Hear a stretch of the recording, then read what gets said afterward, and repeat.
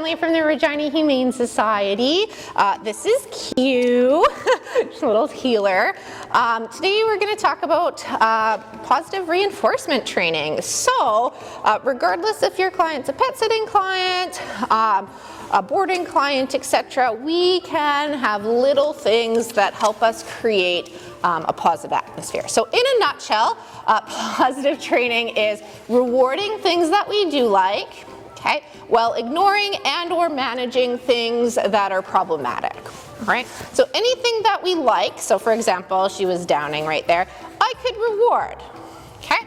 So I don't have to even ask her to do anything necessarily, but anytime the dog is being generally good, I can reward them. So for example, if a dog wasn't barking out a window and was quiet, I could reward them. If a dog went into their crate at the end, I could reward them. If the dog was jumping and stopped jumping, I could reward them, okay? A reward simply means anything that the dog wants. Traditionally, we use a lot of food and or toys, but it can also be affection, praise, the chance to go out and run around outside, etc. Anything that the dog sees as something that they would like to have can be used as positive reinforcement, okay? So a lot of the time when I'm working with a client, especially if they're a new client, I like to have a cookie jar with me. Of course, ask your client if it's okay if you feed their dog. You can use their normal kibble. If they have kibble, that's okay too.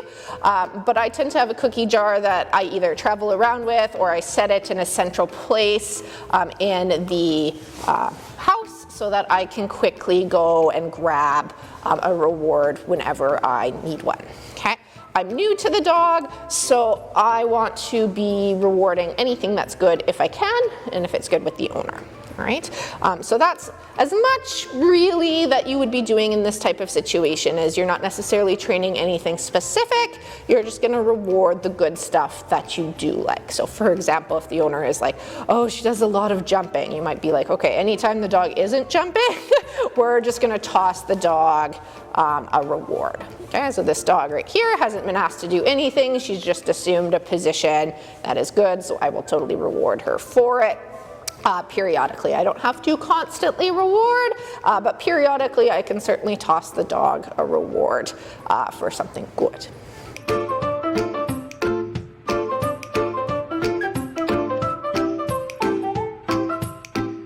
So we can reward things that we do like.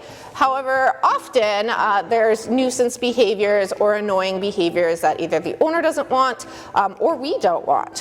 For example, lots of barking, jumping up on us is a really big thing. Maybe the owner's okay with that, but it's a big 100-pound mastiff thing that you're like, I would appreciate if this dog wasn't jumping all over me, or any other nuisance behavior kind of in the house. So one of the things I like to do, especially if I have a puppy client or a client that maybe is a little nervous, is that for the first little while I might have them drag a leash, okay?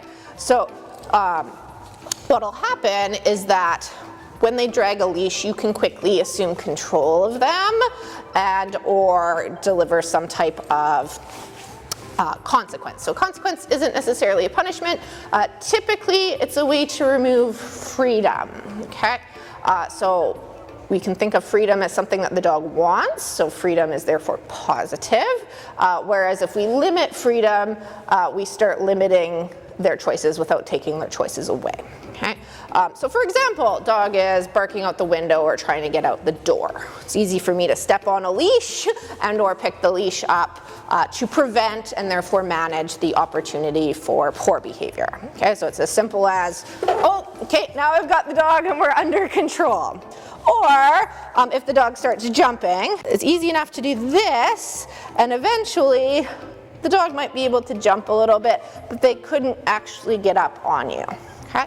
Don't need to do this forever. 5-10 seconds is typically enough for them to be like, oh, that doesn't work anymore. Okay, so we've got a little jump, so I'm just gonna step on the leash.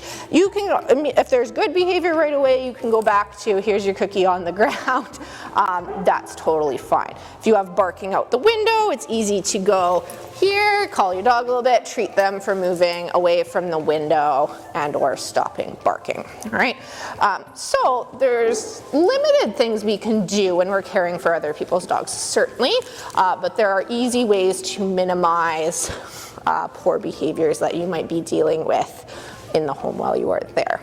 Okay? It is not your job to train somebody else's dog by any stretch of the imagination. You do want to make the experience as pleasant as you can for both you and the dog, and if you can manage some of the poor behavior, great. If even you're rewarding the good behavior, great. Okay, again, make sure that your client is okay with you feeding them their kibble or whatnot, and whatever you're planning to do in the house. Okay? If you really want, especially if you have a dog that's struggling with house training, a lot of the time, especially over the summer, you will see a lot of young dogs who are getting boarded for the first time or pet sat for the first time. Tying a leash around your waist can be useful because then you can bring them back and forth to potty and they don't have the option to go potty in the house, really. Okay, that's it for now. It's Emily and Q. We'll see you next time.